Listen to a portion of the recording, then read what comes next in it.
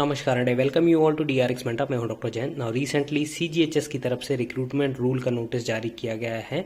तो आपके बहुत सारे कंसर्न हैं, जैसे कि ये वैकेंसी कब तक आएगी, पोस्ट इसमें से कितनी आएंगी, 722 इसमें फिगर दिया हुआ है, इसमें से कितनी वैकेंसी आएगी, एग्जाम कौन सी एजेंसी कंडक्ट कराएगी, एसएससी के थ्रू ये वैकेंसी आएगी या सीजीएचएस खुद एग्जाम कंडक्ट कराएगा, और डी फॉर्म वालों को क्या होगा। तो कंप्लीट डिस्कस करेंगे इस वीडियो में। लास्ट में बताऊंगा कि डी फॉर्म वालों को क्या करना होगा जिससे कि वो एलिजिबल हो पाए। तो चलिए स्टार्ट करते हैं डिटेल में इस वीडियो को। बट उससे पहले यदि आपने चैनल को सब्सक्राइब नहीं किया तो चैनल को सब्सक्राइब कर लीजिए, सो दैट आपको फार्मेसी से रिलेटेड जितनी भी इंपॉर्टेंट अपडेट है वो मिलती रहेगी। और आप हमारे चैनल को भी ज्वाइन कर सकते हैं, जहां पर मात्र 29 रुपीज़ में आपको मिलेंगे प्रीवियस ईयर के रेलवे फार्मासिस्ट के क्वेश्चन पेपर, ईएसआईसी सीजीएचएस के क्वेश्चन पेपर, जो कि बहुत ज़्यादा इंपॉर्टेंट है अपकमिंग रेलवे फार्मासिस्ट वैकेंसी के पॉइंट ऑफ व्यू से। आप जरूर से उनको अटेम्प्ट करिएगा। एडिशनली आप हमारे कम्युनिटी सेक्शन को विजिट कर सकते हैं, जहां पर अपलोडेड है मोर देन 500 एमसीक्यूज। यदि आप सीरियसली रेलवे फार्मासिस्ट के लिए प्रिपेयर कर रहे हैं तो जरूर से आपको उन क्वेश्चन को अटेम्प्ट करना चाहिए, जिससे कि आपकी जो प्रिपरेशन कैसी चल रही है वो आपको एक आइडिया लगेगा। तो जरूर से इन क्वेश्चंस को अटेम्प्ट करिएगा। तो चलिए स्टार्ट करते हैं। ये देखिए नोटिफिकेशन जारी किया गया था सीजीएचएस की तरफ से। सीजीएचएस ने दिया होगा इंडियन गैजेट जो पब्लिश करता है, जिसमें रिक्रूटमेंट रूल मेंशन है। यहाँ पे आप देख सकते हैं स्केड्यूल इसमें दिया गया है। फार्मासिस्ट एलोपैथिक, देखिए बहुत सारे एलोपैथिक भी आता है, फिर होम्योपैथिक भी आता है, यूनानी भी आता है, सिद्धा भी आता है। तो सभी टाइप के फार्मासिस्ट के रिक्रूटमेंट रूल दिए गए हैं। बट इस वीडियो हम डिस्कस करेंगे पर्टिकुलरली एलोपैथिक, क्योंकि कमेंट आया था कि एलोपैथिक क्या है। तो एलोपैथिक जो भी हम एलोपैथिक मेडिसिन खाते हैं, उनमें जो फार्मासिस्ट मेडिसिन को डिस्ट्रीब्यूट करता है, इशू करता है, उनको डायरेक्ट करता है पेशेंट्स को, उनका जो जॉब वर्क प्रोफाइल होता है वो फार्मासिस्ट एलोपैथिक के अंतर्गत आता है। जैसे आयुर्वेदिक के भी फार्मासिस्ट होते हैं, उसमें वो आयुर्वेदिक मेडिसिन डिस्पेंस करते हैं, ठीक है। उसके बाद यदि हम होम्योपैथिक की बात करें तो होम्योपैथिक में भी अपने पर्टिकुलर फार्मासिस्ट होते हैं जो कि होम्योपैथिक मेडिसिन डिस्पेंस करते हैं। तो यहाँ पर एलोपैथिक फार्मासिस्ट की रिक्रूटमेंट रूल जारी किए गए। अब देखिए यहाँ पर सबसे पहले मैं आपको क्लियर कर दूं, बहुत सारे ऐसे कमेंट भी आएगी कि सर ये वैकेंसी कब आएगी, हम अप्लाई कर सकते हैं कि नहीं कर सकते, इस जोन में वैकेंसी नहीं है, दूसरे जोन में वैकेंसी है, हमारे जोन में वैकेंसी नहीं है। तो यहां पर मैं आपको बता दूं, ये सिर्फ रिक्रूटमेंट रूल है, ये अभी नोटिफिकेशन नहीं है रिक्रूटमेंट का।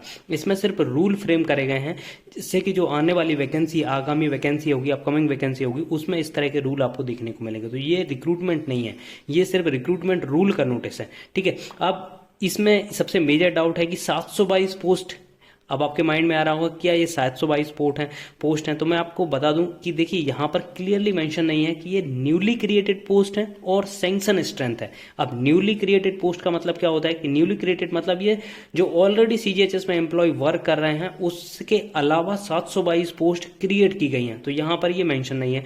दूसरा ये भी मेंशन नहीं है कि ये सैंक्शन स्ट्रेंथ है। सैंक्शन स्ट्रेंथ का मतलब क्या है कि ओवरऑल जितने भी एम्प्लॉयज हैं उनमें से कुछ पोजीशन आपकी फिल्ड होंगी, कुछ वैकेंट होंगी, तो उनको मिला के 722 पोस्ट है। तो ये अभी तक क्लियर नहीं है। तो होपफुली ये सैंक्शन स्ट्रेंथ होगी, जिसमें कि 722 टोटल पोस्ट हैं। अब 722 में से कुछ पोस्ट फिल्ड होंगी जिसपे ऑलरेडी एम्प्लॉय वर्क कर रहे होंगे, कुछ पोस्ट वैकेंट होंगी, तो वो वैकेंसी आपको मे भी देखने को मिल सकती है, या फिर हो सकता है कि ये न्यूली क्रिएटेड पोस्ट हो, ठीक है। अभी इसमें क्लियर नहीं है। जब नोटिफिकेशन का एडवर्टाइजमेंट का नोटिफिकेशन आएगा तो उस समय ये क्लियर हो जाएगा कि ये न्यूली क्रिएटेड पोस्ट है और सैंक्शन स्ट्रेंथ है, ठीक है। अब सेकंड क्वेश्चन ये आता है कि ये वैकेंसी कब तक आएगी। तो देखिए वैसे तो ये वैकेंसी हर साल आती है, आपने देखा होगा सीजीएचएस जो अब वैकेंसी आती है वो एसएससी के थ्रू आती है। 2019 से पहले ये वैकेंसी सीजीएचएस खुद फिल करता था, खुद अपना एग्जाम कंडक्ट कराता था, जहां पर डी फॉर्म बी फॉर्म दोनों ही एलिजिबल होते थे। और यहाँ पर फार्मेसी का सिलेबस आता था, 70 नंबर का फार्मेसी का सिलेबस आता था, 30 नंबर का नॉन टेक का सिलेबस आता था। लेकिन जब से एसएससी एग्जाम कंडक्ट करा है, यहाँ पे नॉन टेक्निकल पोर्शन ही आता है। तो अब यहाँ पर ये मेजर डाउट आता है कि ये वैकेंसी जो है अब एग्जाम कौन कंडक्ट कराएगा, ठीक है।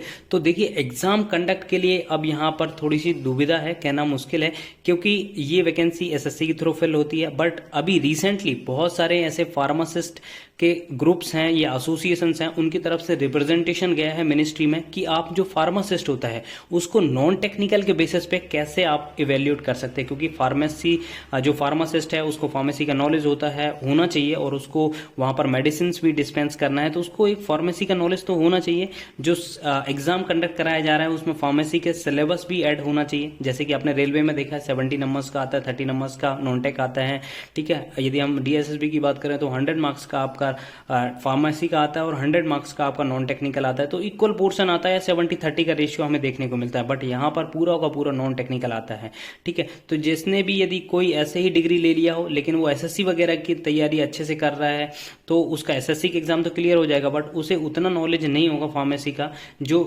एग्जाम क्वालिफाई करके आएगा, जिसमें कि बोथ पोर्शन होंगे, नॉन टेक और टेक पोर्शन भी होंगे। तो यहाँ पर बहुत सारा मतलब बहुत से एसोसिएशन की तरफ से रिप्रेजेंटेशन गया है मिनिस्ट्री में, और मे भी हो सकता है कि वो कंसीडर करें कि ये एग्जाम सीजीएचएस खुद ही कंडक्ट कराए, जिसमें कि एग्जाम जो फार्मेसी का सिलेबस भी पूछा जाए। देखिए यहाँ पर एक बहुत अच्छा एग्जाम्पल है नर्सिंग का। नर्सिंग भी पहले एसएससी के थ्रू आने वाला था, ठीक है, बट उनकी तरफ से रिप्रेजेंटेशन गया, उनके ग्रुप की तरफ से रिप्रेजेंटेशन गया कि आप नर्सिंग को सिर्फ नॉन टेक्निकल के बेसिस पे जज नहीं कर सकते या फिर उसको स्क्रीन नहीं कर सकते, तो आपको इसमें टेक्निकल सिलेबस भी डालना पड़ेगा। बट बाद में ये हुआ कि वो ये वैकेंसी जो नर्सिंग की है वो अब एसएससी के थ्रू नहीं आती, वो अलग ही वैकेंसी आएगी। तो ये बहुत अच्छा एग्जाम्पल है यूनिटी का।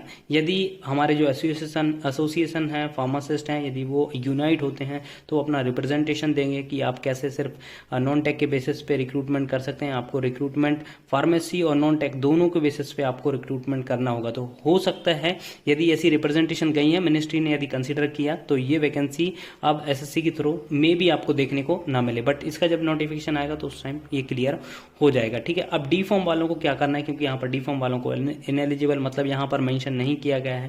तो देखिए डी फॉर्म वालों को अभी थोड़ा सा वेट करना चाहिए, क्योंकि अभी से हमारा कोई भी मूव करना ज़्यादा अच्छा नहीं होगा जब तक फाइनल रिक्रूटमेंट नोटिस नहीं आ जाता। यदि रिक्रूटमेंट नोटिस आता है और वहाँ पर एक क्लॉज वो जोड़ देते हैं इक्विवेलेंट का, तो कोई दिक्कत ही नहीं है, ठीक है। या फिर वहाँ पर डिप्लोमा वालों को भी जैसे बेसिक एलिजिबिलिटी तो डी फॉर्म हो सकती है, बट हायर डिग्री वाले भी अप्लाई कर सकते हैं, ऐसा कुछ नोटिस आ जाता है तो वहाँ पर डी फॉर्म वाले एलिजिबल हो जाएंगे। तो अभी जब तक फाइनल रिक्रूटमेंट नोटिस नहीं आता, एडवर्टाइजमेंट नहीं आ जाती, तभी डी फॉर्म वालों को अभी कुछ करना नहीं चाहिए, क्योंकि ये जस्ट रिक्रूटमेंट रूल है। हो सकता है कि जैसे डीएसएसबी में आया था, डीएसएसबी में कुछ पोस्ट डी फॉर्म वालों के लिए थी और कुछ पोस्ट बी फॉर्म वालों के लिए थी, तो हो सकता है कि इस तरह की वैकेंसी आपको देखने को मिल सकती है अपकमिंग ईयर्स में। आई होप ये पॉइंट्स आपको अच्छे लगे होंगे, आप सेटिस्फाइड हुए होंगे। यदि आपको और कोई भी डाउट है तो आप कमेंट करके बता सकते हैं, मैं नेक्स्ट वीडियो में या फिर आपके कमेंट्स में ही रिप्लाई कर दूंगा। आई होप ये इन्फॉर्मेशन आपको अच्छी लगी होगी। अच्छी लगी तो प्लीज़ चैनल को सब्सक्राइब करिए, वीडियो को लाइक करिए, शेयर करिए एंड कमेंट करिए। Thank you. नमस्कार एंड वेलकम।